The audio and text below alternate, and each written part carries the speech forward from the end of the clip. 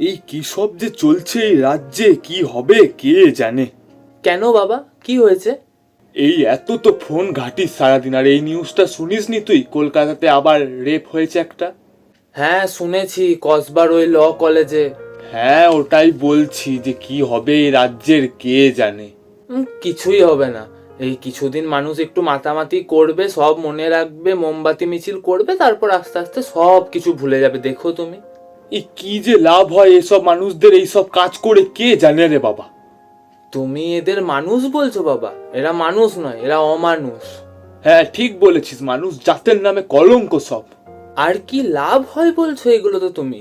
যে মানুষটা সবার ওপরে বসে আছে, সেই যদি এগুলোতে উৎসাহ দেয়, কোনো পদক্ষেপ না নেয়, তাহলে আর কি বলবো। হ্যাঁ তা কিন্তু তুই ঠিকই বলেছিস রে। হ্যাঁ গো বাবা। আর এই মেয়েটাও তাহলে বিচার পাবে না?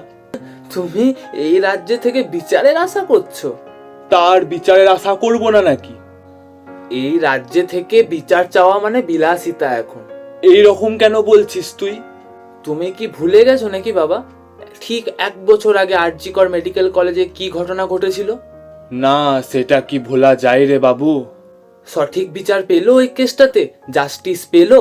সবাইকে তো উৎসবে ফিরতে বলেছিল, মানুষ সব কিছু ভুলে গিয়ে দুর্গাপুজোতে মেতে উঠলো, উৎসবে ফিরে গেল। তা ঠিক বলেছিস তুই।